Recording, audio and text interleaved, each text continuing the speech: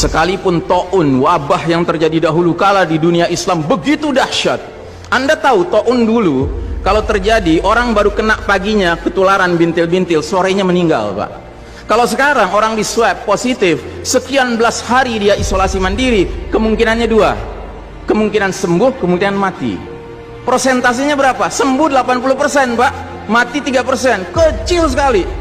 Bukan berarti kita menganggap ringan nyawa orang, tidak.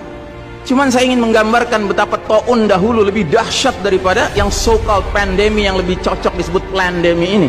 Direncanakan ini, Pak. Yang karenanya kalau kita lihat sejarah, sekalipun dahsyat taunnya dahulu kala, nggak ada cerita, Pak, sholat berjamaah berubah tata cara pelaksanaannya, nggak ada. Kenapa kita harus berubah? Dan saudaraku rahimakumullah, kami cuma mengingatkan beberapa pesan dari Nabi SAW tentang sholat ini. Yang pertama, Nabi mengatakan, sallu kama ra'aitumuni usalli. Sholatlah kalian sebagaimana kalian melihat aku sholat. Ini sudah kata mati, Pak. Ini kunci, Pak. Kunci ini. Makanya para ulama fikih memutuskan nggak boleh dikerjakan sembarangan, nggak boleh. Apalagi setelah dia ada aturannya, terus kita berkreativitas menyangka itu lebih baik untuk keselamatan dunia kita, sementara kita tidak peduli dengan keselamatan akhirat kita. Nabi Muhammad SAW menyatakan, hari berbangkit nanti aku akan menunggu umatku di depan telagaku. Aku akan bisa membedakan siapa umatku, siapa yang bukan. Umatku adalah mereka yang wajahnya, tangannya, kakinya bercahaya bekas wudhu. Tapi ketahuilah, ada sejumlah orang wajahnya bercahaya, tangannya bercahaya, kakinya bercahaya. Aku panggil mereka, tapi dihalau sama malaikat, tidak boleh mendekat. Aku panggil lagi, tapi dihalau sama malaikat. Akhirnya malaikat menjelaskan, ya Muhammad, mereka telah merubah ajaranmu setelah engkau wafat. Kata Nabi selanjutnya, menjauhlah, menjauhlah. Nabi nggak mau dekat dengan orang yang berani-beraninya merubah tata cara ajarannya. Dan ajarannya yang paling pokok apa? Tauhid. Setelah tauhid apa? Salat. Dan ingat, salat adalah amal yang paling pertama yang akan diperiksa oleh Allah Ta'ala bagi setiap hambanya. Dan saudara rahimakumullah, saya ingin menyampaikan dua hadis lagi. Satu hadis dari Nabi, la tadaru furujatin lisyaitan. Jangan kalian biarkan celah-celah itu untuk syaitan.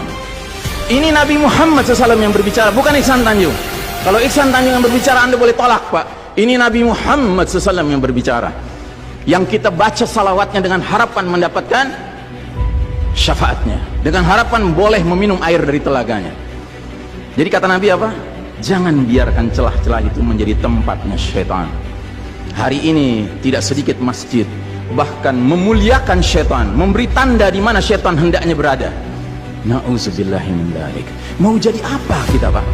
Mau jadi umat seperti apa kita? Ini adalah simpul terakhir, saudaraku. Kalau sampai simpul terakhir ini kita relakan lepas, sudah tidak ada sisanya ajaran ini di muka bumi.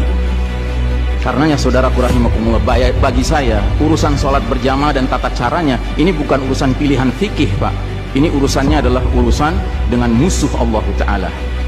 Hadis yang terakhir, kata Nabi SAW, innal yahuda qad sami'u dinahum. Sesungguhnya Yahudi sudah bosan dengan agama mereka. Wa innahum qaumun hasadun. Dan mereka adalah kaum yang sangat hasad kepada kita umat Islam, terutama dalam 3 perkara. Satu, raddis salam. Kebiasaan kita umat Islam kalau ketemu saling ngucapin assalamualaikum, dibalas waalaikumsalam. Itu Yahudi nggak senang, Pak. Yahudi tidak senang melihat umat Islam berukhuwah Islamnya. Yahudi nggak senang umat Islam kalau ketemu saling bersedekah dengan senyum, makanya dibikin aturan begini, nggak kelihatan senyum kita. Yahudi nggak senang kita ketemu jabat tangan, rontok dosa-dosa. Maunya mereka begini saja jabatan tangannya. Dari mana ini semua? Yang kedua, mereka hasad sama kita dalam urusan apa? Iqamatis sufuf, dalam tata cara kita menegakkan shaf kita. Ingat, Pak, shaf dikatakan tegak syaratnya 2. 1 lurus, 2 rapat. Bukan hanya lurus tapi renggang-renggang, atau rapat tapi meliuk-liuk. Tidak, harus dua-duanya lengkap. Sehingga Nabi sampai bertanya, kenapa kalian gak bersaf seperti malaikat di hadapan Allah? Para sahabat bingung, bertanya, bagaimana malaikat? Kata Nabi, mereka mendahulukan saf awal dan mereka saling rapat satu sama lainnya. Jadi Nabi itu bangga kalau umat Islam sholatnya seperti para malaikat di hadapan Allah Ta'ala. Harusnya itu menjadi kebanggaan kita juga. dan harusnya kita tersinggung kalau ada pihak yang berusaha untuk mengacak-acaknya. Dan yang terakhir, yang ketiga, Yahudi itu hasad sama kita dalam urusan apa? Dalam urusan umat Islam di belakang imam sholat wajibnya mengucapkan amin. Makin keras suara amin itu, makin geram mereka. Karenanya mereka bikin aturan, sempat 2 bulan masjid ditutup sama sekali, nggak terdengar suara amin dari jamaah karena nggak ada yang boleh ke masjid. Tapi sekarang setelah dibolehkan, masjid yang bisa muat 2000 orang, cukup 500 orang, cukup 700 orang. Supaya apa? Sekurang-kurangnya aminnya bisa berkurang. Maka sekarang pertanyaan besarnya adalah, untuk siapa kita sholat? Atau untuk mereka? Inna sholati wa nusuki wa mahyaya wa mamati billahi rabbil alamin.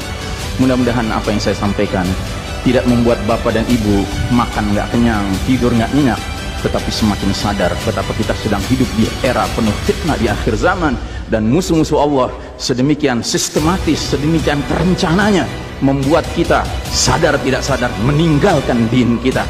Yang paling mengerikan kalau sampai sudah nggak ada perasaan lagi risau dengan ini semua. Karena apa? Nabi bersabda, siapa lihat kemungkaran ubah dengan tangan, nggak bisa dengan lisan, nggak bisa dalam hati. Dalam hati itu maknanya apa? Ingkari itu sebagai kebenaran, itu mungkar. Dan itu kata Nabi selemah-lemahnya iman. Sehingga di hadis yang lain kata Nabi, kalau mengingkari saja sudah nggak ada, udah nggak ada iman sama sekali. Nah, yang kita khawatir kalau kita ternyata ridho saja dengan aturan sholat WHO ini, Pak. Padahal harusnya kita sholat dengan cara Nabi Muhammad SAW, bukan caranya Tedros atau Bill Gates. Kepada jamaah, inilah nasihat dari hati yang paling dalam kepada saudara-saudara yang saya cintai karena Allah, yang kita sama-sama bersalawat, kita sama-sama mengharapkan air dari telaga Nabi. Tapi boleh jadi nggak semua kita ngerti apa yang harus kita lakukan agar air telaga itu dapat jaminan kita boleh meminumnya.